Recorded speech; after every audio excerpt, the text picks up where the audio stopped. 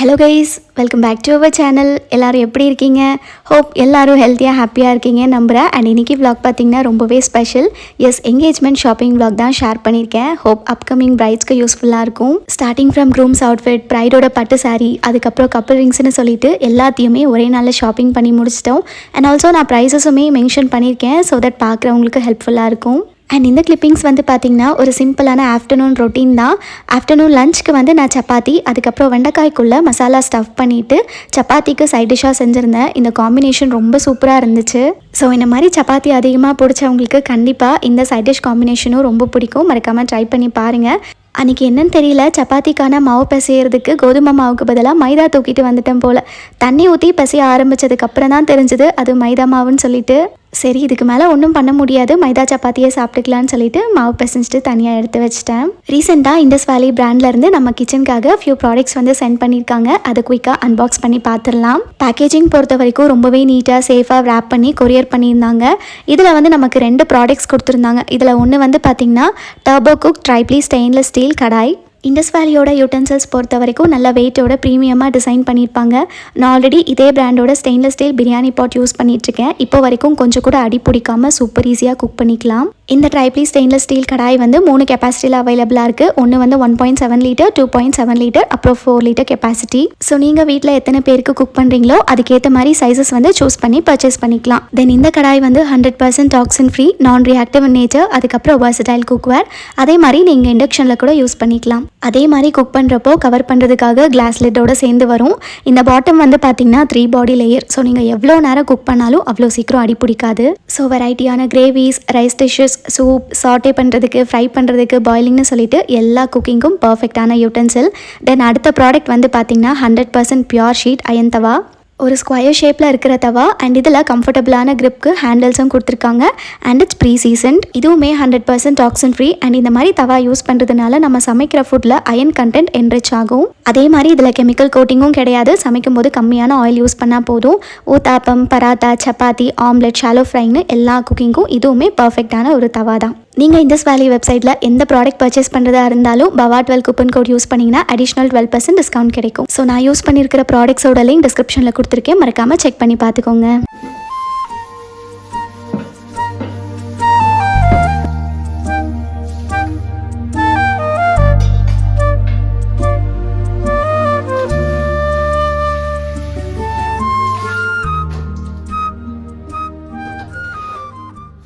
Actually எனக்கு முன்னாடிலாம் வெண்டைக்காய்னாலே சுத்தமாக பிடிக்காது. அதோட டெக்ஸ்டரே கொஞ்சம் கொலன்னு இருக்கிறதுனால கம்ப்ளீட்டாக அவாய்ட் பண்ணிகிட்டு இருந்தேன்.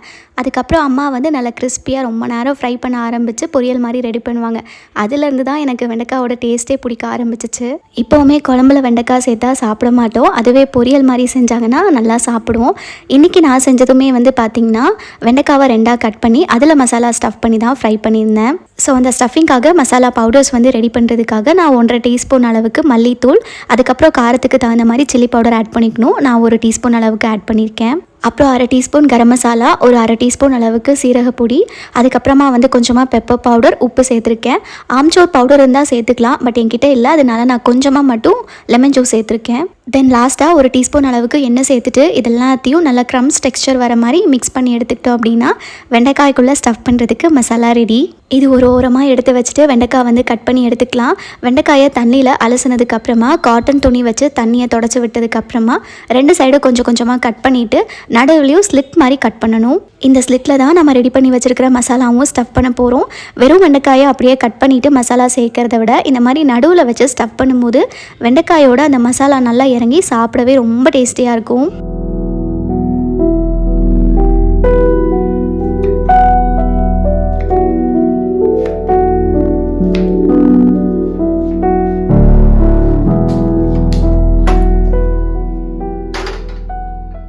இப்போ வெண்டைக்காய் ஃப்ரை ரெடி பண்ணுறதுக்காக கடாயில் எண்ணெய் சேர்த்துட்டு நல்லா காஞ்சதுக்கப்புறமா கடுகு, கடலைப்பருப்பு, உளுத்தம் பருப்பு சேர்த்துருக்கேன்.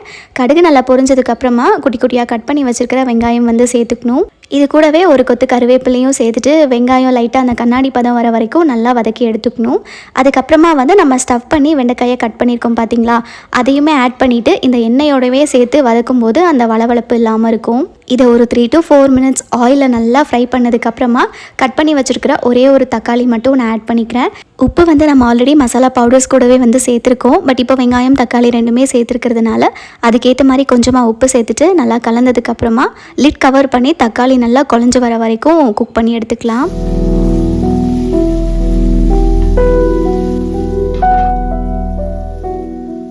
தக்காளி நல்லா வதங்கி எண்ணெய் பிரிஞ்சு வந்ததுக்கப்புறமா ஸ்டஃப் பண்ணுறதுக்கு மசாலா ரெடி பண்ணினது கொஞ்சம் மிச்சம் இருக்கும்ல, அதை ஆட் பண்ணிவிட்டு இது எல்லாத்தையும் நல்லா ஒன்ஸ் கலந்து லிட் கவர் பண்ணி இன்னும் கொஞ்சம் நேரத்துக்கு ஃப்ரை பண்ண விட்டுறணும். செமி கிரேவி கன்சிஸ்டன்சிக்கு வேணும்னா கொஞ்சமாக தண்ணி கூட ஆட் பண்ணிக்கலாம். நான் சப்பாத்திக்கு செய்கிறதுனால கொஞ்சமாக மட்டும் தண்ணி ஆட் பண்ணியிருக்கேன். அதை ஒரு சைடு அப்படியே வச்சுட்டு சப்பாத்தி ரெடி பண்ணுறதுக்காக பிசைஞ்சு வச்சுருக்கிற மாவை தேய்ச்சிட்டு அயன் தவாவில் நான் சப்பாத்தி வந்து ரெடி பண்ணி எடுத்தேன். மைதா யூஸ் பண்ணாலே சப்பாத்திஸ் வந்து நல்லா சாஃப்டாக இருக்கும், அதே மாதிரி நல்லா வெள்ளை கலரில் இருக்கும். ஸோ நான் வந்து அதிகமாக நெய் வந்து சேர்க்காமல் லைட்டாக வந்து நெய் அப்ளை பண்ணியிருக்கேன். பட் மைதா சப்பாத்திஸ் பொறுத்த வரைக்கும் நல்லா சூடாக இருக்கும்போதே சாப்பிட்டா தான் உண்டு, அப்படி இல்லைனா ரப்பர் மாதிரி ஆயிரும். அது மென்று சாப்பிட்றதுக்குள்ளே பல்லு வலி தான் வரும். ஸோ நான் வந்து தங்கச்சியும் இன்றைக்கி ஆஃப்டர்நூன் இங்கே தான் இருந்தா, ஸோ அதனால் அவளுக்கு 2 சப்பாத்தியும் எனக்கு 2 சப்பாத்தி மட்டும் ரெடி பண்ணிக்கிட்டேன். நிறைய பேருக்கு இன்னொரு டவுட்டும் வரும், அது மினி விலாகில் கூட கேட்டிருக்கீங்க, எப்படி ஆஃப்டர்நூன் டைம்லலாம் சப்பாத்தி சாப்பிட்றீங்கன்னு சொல்லிட்டு. நாங்கள் வந்து ஆஃப்டர்நூன் டைமில் ரைஸ், நைட்டில் தான் சப்பாத்தி, காலையில் தான் தோசை இட்லி, அந்த மாதிரிலாம் ஒன்றுமே கிடையாது. ஃபஸ்ட்லேருந்தே ஃபுட் ரொட்டீன் இந்த மாதிரி தான் ஃபாலோ பண்ணிகிட்டு இருக்கிறதுனால நாங்கள் அதுக்கு அடாப்ட் ஆகிட்டோம்.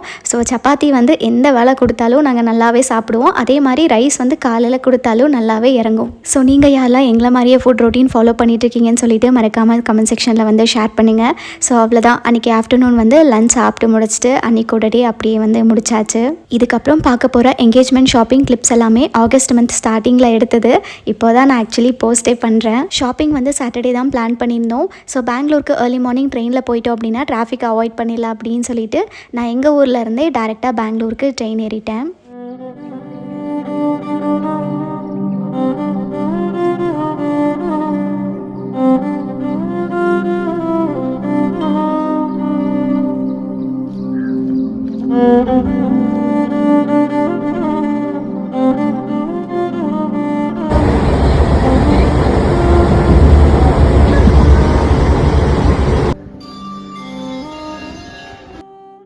ஏர்லி மார்னிங் டைமில் பெங்களூரோட சிட்டி சென்டரில் எந்த டிராஃபிக்கும் இல்லாமல் இந்த மாதிரி பீஸ்ஃபுல்லாக ஆட்டோவில் ரைட் போகிறதே ஒரு தனி கைண்ட் ஆஃப் வைப் தான். மோஸ்ட்லி நான் பெங்களூருக்கு ட்ராவல் பண்ணும்போது எல்லாமே பீக் ஹார்ஸாக இருக்கும். ஸோ எப்படியாவது டிராஃபிக்கில் மாட்டிக்கிட்டு டெஸ்டினேஷன் போய் சேரவே எனக்கு ஒரு லாங் ட்ராவல் மாதிரி இருக்கும். அதெல்லாம் அவாய்ட் பண்ணுறதுக்காகவே நான் காலங்காத்தால் சீக்கிரம் எழுந்திரிச்சு 9 o'clock எல்லாமே ஃப்ரெண்ட்ஸோட வீட்டுக்கு போயிட்டேன். கரெக்டாக அங்கே போய் ரீச் ஆனதும் பிரேக்ஃபாஸ்ட் ரெடி பண்ணி வச்சுருந்தாங்க. சாப்பிட்டு முடிச்சுட்டு நாங்கள் பக்கத்தில் இருந்த மெட்ரோ ஸ்டேஷன் வந்து அங்கேருந்து நாங்கள் மெஜஸ்டிக்கு போயிட்டோம். இந்த வெட்டிங்லேயே எனக்கு ரொம்ப பிடிச்ச விஷயம் என்னென்னா, அவங்களோட வெட்டிங்க்கு பேரண்ட்ஸ் அக்செப்டன்ஸ் மட்டும் இருந்தால் போதும், மற்றபடி செலவு எல்லாமே நாங்களே பார்த்துக்குறோம், அவங்க கூட இருந்து ப்ளஸ் மட்டும் பண்ணால் போதும் அப்படிங்கிறது தான் மெயின் எக்ஸ்பெக்டேஷனாக இருக்குது. ஈவன் ஒர்க் போக ஆரம்பிச்சதுலேருந்தே கொஞ்சம் கொஞ்சமாக அமௌண்ட் சேர்த்து வச்சு கல்யாணத்துக்காகவே அவங்களுக்கு பிடிச்ச மாதிரி கொஞ்சமாக ஜுவல்ஸுமே சேவ் பண்ணி வச்சுருக்காங்க. ஸோ நம்ம பிக் டேக்கு பார்த்து ஒன்றொன்றும் பிளான் பண்ணி பட்ஜெட் பிளான் பண்ணி பண்ணும்போது ரொம்ப ஆடம்பரமும் இல்லாமல் அதுக்குன்னு ரொம்ப மினிமலும் இல்லாமல் நம்மளால் எவ்வளோ முடியுதோ அதுக்கேற்ற மாதிரி செலவு பண்ணி பிளான் பண்ணால் கரெக்டாக இருக்கும். ஸோ இதை பற்றி உங்களோட ஒப்பீனியன் என்னன்னு சொல்லிட்டு மறக்காமல் கமெண்ட் செக்ஷனில் வந்து ஷேர் பண்ணுங்கள். மெஜஸ்டிக் மெட்ரோ ஸ்டேஷன்லேருந்து இறங்கினதுக்கப்புறம் அப்படியே கொஞ்சம் தூரம் ஒரு 10 to 15 minutes வாக்கபிள் டிஸ்டன்ஸில் சிட்டி சென்டர்னு சொல்லிட்டு இருக்கும். அப்படியே அதுக்கு ஆப்போசிட்டில் ஒரு பெரிய காம்ப்ளெக்ஸ் இருக்கும். இதுக்குள்ளே பார்த்திங்கன்னா குட்டி குட்டியாக நிறைய கடையே இருக்கும். எல்லாமே வந்து ரொம்ப அஃபோர்டபுளான ரேஞ்சஸ் தான். இந்த குர்த்தி செட்ஸ்லாம் பாருங்களேன், எவ்வளோ கம்மியான ரேட் வந்து போட்டு வச்சுருக்காங்க. ஃபிக்ஸ்டு ரேட்டுன்னு வந்து போட்டிருப்பாங்க, பட் நம்ம 2-3 பீஸ் அதிகமாக எடுக்கும்போது விலை கொஞ்சம் கம்மி பண்ணிட்டு கொடுப்பாங்க. விலை கம்மியாக இருக்கிறதுனால குவாலிட்டி வந்து ரொம்ப மட்டமாக இருக்கும்லாம் நினச்சிக்காதீங்க. உண்மையாகவே குவாலிட்டி வந்து ரொம்ப சூப்பராகவே இருக்கும். இந்த காம்ப்ளெக்ஸில் இருந்த மோஸ்ட் ஆஃப் த ஷாப்ஸில் ஃபெஸ்டிவ் வியர் கலெக்ஷன்ஸாக தான் இருந்துச்சு. லைக் லெஹெங்கா, அதுக்கப்புறமா பார்ட்டி வியர் கவுன்ஸு, குர்த்திஸ், இந்த மாதிரி கலெக்ஷன்ஸாக தான் இருக்கும். அக்காவோட கசின்ஸ்க்காக 3 சோலி செட் வந்து எடுத்தாங்க. ஒன்று வந்து 1500 அந்த மாதிரி சொன்னாலும் ஃபைனலாக நெகோஷியேட் பண்ணி 1200 அந்த ரேஞ்சுக்குள்ளேயே வந்து 3 செட்டு எடுத்தாச்சு. இதுவே பெரிய கடைக்கெலாம் போய் எடுத்திருந்தோன்னா பில் எங்கேயோ போயிருக்கும். பட் இந்த மாதிரி வரும்போது பட்ஜெட் வந்து நல்லாவே சேவ் பண்ணலாம். நீங்கள் பெங்களூரில் இருக்கீங்கன்னா கண்டிப்பாக இந்த காம்ப்ளெக்ஸும் செக் பண்ணி பாருங்கள். நான் அட்ரஸ் வந்து டிஸ்கிரிப்ஷனில் ப்ரொவைட் பண்ணுறேன். அடுத்ததாக க்ரூம்க்கான அவுட்ஃபிட் ஷாப்பிங் வந்து ஸ்டார்ட் பண்ணியாச்சு. அந்த காம்ப்ளெக்ஸ்குள்ளேயே வந்து ஒரு ஷாப் இருந்தது. அங்கே வந்து பிளேசர் கலெக்ஷன் சூப்பராகவே இருந்துச்சு. அதே மாதிரி நிறைய கலர்ஸும் வச்சுருந்தாங்க. ஃபஸ்ட்டு ப்ளூ ஷேட்ஸ் தான் ட்ரை பண்ணி பார்த்தாங்க, பட் அது யூஸ்வலாக போடுற மாதிரி இருந்ததுனால அதை வந்து அப்படியே அவாய்ட் பண்ணியாச்சு. உனக்கு பிடிச்சிருக்காது விட்டு தயவு செஞ்சு பட்டன் போடாத, கொடூர எரியுது. அந்த ப்ளூ நல்லா தான் இருக்கு. நல்லா இருக்கா இல்லையா? யூனிக்கா ட்ரை பண்ணனும்னா அந்த ஆரஞ்சு மாதிரி ஒரு 5-6 கலர் பிளேசர் ட்ரை பண்ணி பார்த்ததில் இந்த ஒரு கலர் வந்து ரொம்பவே ஆப்டாக சூப்பராக இருந்தது. அதே மாதிரி யூஷுவல் கலராகவும் இல்லாமல் கொஞ்சம் டிஃப்ரெண்ட்டாக இருந்ததுனால இதுவே ஃபைனலைஸ் பண்ணியாச்சு. ப்ரைஸ் வந்து பார்த்திங்கன்னா மற்ற பெரிய ஷாப்ஸ்க்கு கம்பேர் பண்ணும்போது ரொம்ப ரொம்ப கம்மி தான். அப்ராக்சிமேட்டாக ஒரு 2000 அந்த ரேஞ்சில் தான் இருக்கும். ஆக்சுவலி எனக்கு கம்ப்ளீட்டாக மறந்துருச்சு, ரொம்ப நாள் ஆச்சுல, அதனால் எனக்கு ப்ரைஸ் எக்ஸாக்டாக தெரியல. பட் டு பி ஹானஸ்ட் ரொம்ப ரொம்ப கம்மி தான். இந்த கலர் பிளேசரை எப்படி ஸ்டைல் பண்ணுறதுன்னு பின்ட்ரெஸ்ட்டில் செக் பண்ணி பார்க்கும்போது க்ரீம் கலர் பேண்ட் வந்து ரொம்பவே சியூட் ஆகிற மாதிரி இருந்துச்சு. அதே கலர் அங்கே இருந்ததும் அதையுமே ஷாப் பண்ணிவிட்டு அங்கேருந்து கிளம்பிட்டோம். கீழே அப்படியே வந்து பேஸ்மெண்ட்டை பார்த்தா ஸ்லிப்பர் கலெக்ஷன் சூப்பராக இருந்தது. குர்த்திஸ்க்காக ஒரு இண்டோ வெஸ்டர்ன் ஸ்டைலில் ஃப்ளாட்ஸ் பார்க்கலாம் அப்படின்னு எடுத்து பார்த்தா ஒன்று கூட என் சைஸ் இல்லை. சரி வேணான்னு சொல்லிவிட்டு அப்படியே அங்கேருந்து பாட்டா வந்து போயிருந்தோம். இந்த ஷோரூமில் அண்ணாவோட பிளேசர் கலருக்கு மேட்சிங்காக ஒரு ஷூவுமே வாங்கியாச்சு. இங்கேயுமே நான் போய் எனக்கு ஏதாவது ஸ்லிப்பர் பிடிக்குமான்னு செக் பண்ணி பார்த்தேன். இப்போ வரைக்குமே ஒன்று கூட நான் பிராண்டடாக போட்டதில்லை. நிறைய கலெக்ஷன்ஸ் வந்து தேடி பார்த்தேன், ஆனால் ஒன்று கூட என் சைஸ்க்கு வந்து செட் ஆகலை. சரி எனக்கு ஸ்லிப்பரே வேணான்னு சொல்லிவிட்டு அப்படியே அங்கேருந்து வந்து கிளம்பிட்டோம். பசங்களோட ஷாப்பிங்க்கு அதிகமாக டைம் எடுக்காது, டக்குன்னு செலக்ட் பண்ணி ஷாப்பிங் முடிச்சிருவோன்னு சொல்கிறது உண்மையாகவே அது கரெக்டுன்னு சொல்லி நான் அன்றைக்கி தான் ஃபீல் பண்ணேன். ஏன்னா வந்து மொத்த ஷாப்பிங்குமே அவரோடது 1 ஹவரில் கம்ப்ளீட் பண்ணி முடிச்சிட்டோம். அதுக்கப்புறம் பிரைட்க்கு ஆரம்பிச்சது தான் விடிய போகிற மாதிரி இருந்துச்சு. காம்ப்ளெக்ஸ்லேருந்து வெளியே வரும்போதே டைம் வந்து ஆஃப்டர்நூன் 12-12:30 ஆயிடுச்சு. இன்னுமே லஞ்ச் சாப்பிட்றதுக்கு நிறைய டைம் இருக்குதுன்னு சொல்லிட்டு பக்கத்துலேயே இருந்த ஒரு ஷாப்பில் சிம்பிளாக ஸ்நாக்ஸ் மட்டும் வாங்கி சாப்பிட்டோம். Like french fries, sweet corn, அதுக்கப்புறம் ஃப்ரெஷ் ஜூஸ் மட்டும் வாங்கியாச்சு.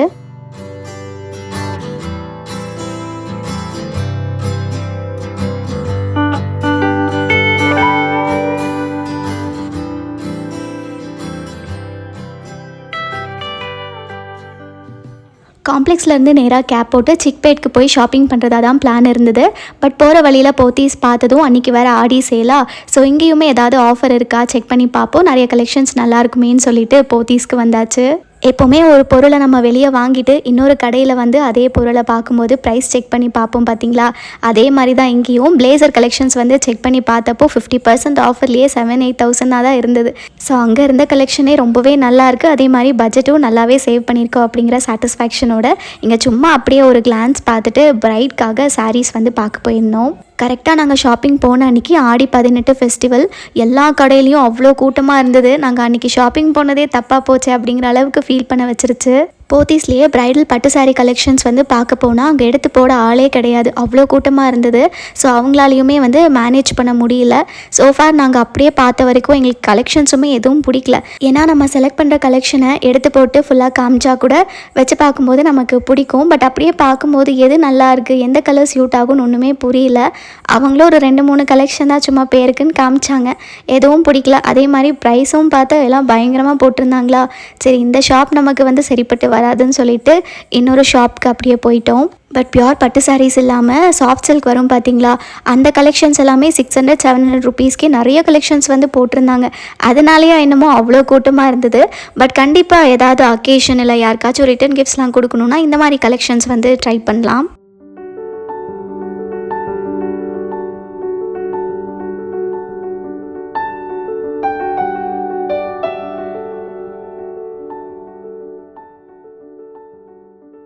பட்டு சாரீஸ் வந்து இந்த ஷாப்பில் தான் அஃபோர்டபுளாகவும் நல்ல கலெக்ஷன்ஸும் இருக்கும் அப்படிங்கிற ஐடியா எங்களுக்குமே சுத்தமாக கிடையாது. சும்மா அப்படியே போகும்போது செக் பண்ணி பார்ப்போமே அப்படிங்கிற மாதிரி பிளான் தான். ஏன்னா முன்ன பின்ன நானும் பட்டு சாரீ வாங்கினது கிடையாது, அக்காவும் வாங்கினதில்லை. இதுதான் அவங்களுக்கு ஃபர்ஸ்ட் டைம். சொல்ல போனோன்னா பட்டு சாரீஸ் எந்த ப்ரைஸ் ரேஞ்சிலேருந்து ஸ்டார்ட் ஆகும் அப்படிங்கிற ஐடியா கூட கிடையாது. பட் அக்காவோட பட்ஜெட் வந்து ஒரு 5 to 6 அதுக்குள்ளேயே எடுத்துக்கலாம், ரொம்ப அதிகமாகவும் செலவு பண்ண வேண்டாம் அப்படிங்கிறது தான் யோசிச்சுருந்தாங்க. அப்படியே ஒரு 3-4 கடை ஏறி இறங்கினதுக்கப்புறமா பக்கத்துலேயே வந்து வரலட்சுமி பார்த்தோம். நான் ஒரு சில வீடியோஸில் இங்கே ப்ரைடல் கலெக்ஷன்ஸ் நல்லாயிருக்குன்னு சொல்லி கேள்விப்பட்டிருக்கேன். சரி இங்கே வந்து சும்மா போய் செக் பண்ணி பார்ப்போமே அப்படின்னு சொல்லிட்டு போனோம். அங்கே போனதுமே சொல்லிட்டாங்க வீடியோஸ் ஃபோட்டோஸ்லாம் அலோட் கிடையாதுன்னு சொல்லிட்டு. ஸோ சும்மா அங்கங்கே ஸ்னிப்பெட்ஸ் மாதிரி தான் எடுத்திருக்கேன். 4 to 5K பட்ஜெட்டில் அப்படி ஒன்றும் சாரீ சூப்பராலாம் இல்லை. ஓரளவுக்கு 6 to 7 அந்த ரேஞ்சில் போனோன்னா சாரீ கலெக்ஷன்ஸ் வந்து கொஞ்சம் நல்லா இருந்தது. ஸோ அதில் ஒரு 3-4 சாரீ வந்து கட்டி காமிச்சதில் இந்த சாரீ வந்து அக்காவுக்கு ரொம்பவே பிடிச்சிருந்துச்சு. ஸோ ஃபைனலாக வந்து இந்த சாரீக்கே பில்லும் போட்டாச்சு. டோட்டலாக வந்து 6,200 அந்த ப்ரைஸ் ரேஞ்ச் இருக்கும். அங்கே முடித்ததுக்கப்புறமா ரிலேட்டிவ்ஸ் எல்லாருக்கும் சாரீ வாங்கணும் அப்படின்னு சொல்லிட்டு பக்கத்துலேயே இன்னொரு சின்ன ஷாப் இருந்தது, ஸ்ரீ சங்கமா சில்க்ஸ்ன்னு சொல்லிட்டு. அங்கே போயிட்டு 2 பேர் வீட்டுக்கும் சாரீஸ் வந்து பர்ச்சேஸ் பண்ணாங்க. மொத்தமாக 10 சாரீ வாங்கினாங்க. எல்லா சாரீஸுமே 1000 ருபீஸ் அந்த ப்ரைஸ் போட்டு கொடுத்தாங்க.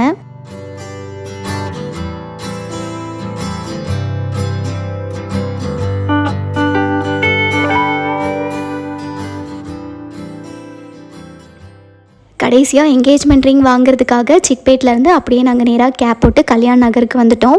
இங்கே வந்து எல்லா பெரிய பெரிய ஜுவல்லரி ஷாப்ஸுமே இருக்கும். ஃபஸ்ட்டு போனது ஜிஆர்டி தான். என்கேஜ்மெண்ட்காக ரிங்ஸ்ன்னு சொன்னதும் நிறைய கப்புள் ரிங்ஸ் டிசைன் வந்து காமிச்சாங்க. உண்மையாகவே எங்கள் ஊருக்கெலாம் கம்பேர் பண்ணும்போது அங்கே கலெக்ஷன்ஸ் பயங்கரமாக வச்சுருக்காங்க. ஃபஸ்ட்டு வந்து ஒரே மாதிரி கப்புள் ரிங் போகலாம் அப்படின்னு தான் பிளான் பண்ணாங்க. பட் என்ன பிரச்சனை அப்படின்னா அக்காவோட கை வந்து ரொம்ப குட்டியாக இருக்கிறதுனால மேட்ச் வந்து பண்ண முடியல. ஸோ நிறைய கலெக்ஷன்ஸ் வந்து அவங்களும் பொறுமையாக எடுத்து காமிச்சாங்க. பட் இங்கே வந்து எதுவுமே அந்தளவுக்கு சாட்டிஸ்ஃபைடாக இல்லைன்னு சொல்லிட்டு அடுத்ததாக வந்து மலபாருக்கு தான் போனோம். 4-5 கடை ஏறி இறங்கினாலும் பரவாயில்ல, பிடிச்ச மாதிரி கலெக்ஷன்ஸ் பார்த்து வாங்கினேன் அப்படின்னு சொல்லிட்டு ஜிஆர்டியிலேருந்து நேராக மலபார் போனோம். அங்கே வந்து பயங்கரமான கூட்டம் இருந்ததுனால அட்டன் பண்ணுறதுக்கே ஆள் இல்லை. நாங்களும் ஒரு 10 to 15 minutes வெயிட் பண்ணி பார்த்தோம். பட் இன்னுமே லேட் ஆகும் அப்படிங்கிறதுனால அடுத்ததாக வந்து பக்கத்துலேயே இருந்தால் தனிஷ்க்கு போனோம். அங்கே என்டர் ஆனதும் சொல்லிட்டாங்க, ஆல்ரெடி இங்கே வெயிட்டிங்கில் நிறைய பேர் கவுச்சில் உட்காந்துருக்காங்க, ஒரு 1/2 hour கிட்ட டைம் ஆகும் கலெக்ஷன்ஸ் காட்டுறதுக்கு அப்படின்னு சொன்னதும் நாங்கள் ஓகே அப்படின்னு சொல்லிட்டு அங்கேருந்து அப்படியே ஆப்போசிட்டில் இருந்த ஜாய் ஆலுகாஸ் போனோம். அங்கேயுமே சரியான கூட்டம். எல்லா கடையிலையுமே பார்க்கும்போது எனக்கு என்னமோ மளிகை சாமான் கடைக்குள்ளே போன மாதிரியே தான் இருந்தது. மெயின் விஷயம் என்னென்னா அப்போ வந்து கோல்டு ரேட்டும் கம்மியாயிருச்சு, அதே மாதிரி ஆடி சேல் வேறையா. ஸோ அதனாலேயே வந்து கோல்ட் ஷாப் எல்லாமே நிரம்பி போயிட்டு இருந்தது. பட் ஜாய் ஆலுகாஸில் கலெக்ஷன்ஸ் பார்த்த வரைக்கும் அண்ணாவுக்கு ஒரு ரிங் நல்லாவே செட் ஆயிடுச்சு. பட் அதுக்கு மேட்சிங்காக அக்காவுக்கு ஒரு ரிங்கும் கிடைக்கல. அதே மாதிரி சைஸஸ் கண்டுபிடிக்கிறதுக்கும் டிஃபிகல்ட்டாக தான் இருந்தது. ஸோ ஃபார் பார்த்ததில் ஜிஆர்டிலேயே கலெக்ஷன்ஸ் நல்லா இருந்ததுனால திரும்பியுமே அங்கேயே போனோம். ஃபஸ்ட்டு பார்த்த கலெக்ஷன்ஸ்லேயே இன்னொரு சில டிசைன்ஸ் வந்து ஃபில்டர் பண்ணி எடுத்தோம். கப்பல் ரிங்ஸ் மாதிரி வந்து போக முடியல, வேறு டிசைன் தான் சூஸ் பண்ணாங்க. என்கேஜ்மெண்ட் ரிங்ஸ் பொறுத்த வரைக்கும் பசங்களுக்கு 5-8 கிராம் வரைக்கும் வாங்கினா டிசைன்ஸ் ரொம்பவே நல்லாயிருக்கு. அதே மாதிரி நல்ல அழுத்தமாகவும் இருக்குது. பிரைட் பொறுத்த வரைக்கும் 3 to 4 grams இல்லைனா வந்து ஒரு 5 grams வரைக்கும் போனாலுமே நல்லாயிருக்கும். ஃபைனலாக எந்த ரிங் சூஸ் பண்ணாங்கன்னு இந்த கிளிப்பிங் பார்க்கும்போது எனக்கே கன்ஃபியூசிங்காக இருக்குது. எனக்கும் எக்ஸாக்டாக தெரியல. பட் என்கேஜ்மெண்ட் ப்ளாகில் நான் கண்டிப்பாக எந்த ரிங்ஸ்ன்னு சொல்லிட்டு ஷேர் பண்ணுறேன். பட் க்ரூம்க்கு வாங்கின ரிங்கோட வெயிட் வந்து 3/4 pound வந்துச்சு. அதே மாதிரி அக்காவுக்கு வாங்கினது 3.5 gram கிட்ட வந்துச்சு. கிஃப்ட்டு நம்ம சூஸ் பண்ண போகிறோன்னா ப்ரைஸில் டிஸ்கவுண்ட் பண்ண மாட்டோம்னு சொல்லிட்டாங்க. எய்தர் நம்ம கிஃப்ட்டு வேணாம் அப்படின்னு சொன்னால் ப்ரைஸில் நமக்கு டிஸ்கவுண்ட் கொடுப்பாங்களாம். கிஃப்ட்டு வந்து பார்த்தோம், பட் எதுவுமே அந்த அளவுக்கு வர்த்தா தெரியல. ஸோ கிஃப்ட்டெல்லாம் வேண்டாம், நீங்கள் டிஸ்கவுண்ட்டே பண்ணி கொடுங்கன்னு சொல்லிட்டு ஃபைனலாக பில் வந்து 74,000 கிட்ட போட்டாங்க. இந்த ஷாப்பிங்லாம் பண்ணி முடிக்கவே நைட் 9:30 கிட்ட ஆயிடுச்சு. லஞ்சும் நாங்கள் யாரும் சாப்பிடாமல் இருந்ததுனால பயங்கர பசி. அப்படியே பக்கத்தில் இருந்த ஒரு ஹோட்டலில் டின்னரும் சாப்பிட்டுட்டு அப்படியே நாங்கள் வீட்டுக்கு கிளம்பி போயிட்டோம். அவ்வளோதான், இந்த vlog-ஐ இதோட எண்ட் பண்ணிக்கிறேன். கண்டிப்பாக இதில் ஷேர் பண்ணியிருக்கிற விஷயம் உங்களுக்கும் யூஸ்ஃபுல்லாக இருக்கும்னு நம்புகிறேன். இந்த vlog உங்களுக்கு பிடிச்சிருந்தா மறக்காமல் லைக் பண்ணி உங்கள் ஃப்ரெண்ட்ஸ் அண்ட் ஃபேமிலி கூட ஷேர் பண்ணிக்கோங்க. இன்னொரு இன்ட்ரெஸ்டிங்கான வீடியோவில் உங்கள் எல்லாரையும் மீட் பண்ணுறேன். அது வரைக்கும் டேக் கேர், பாய்.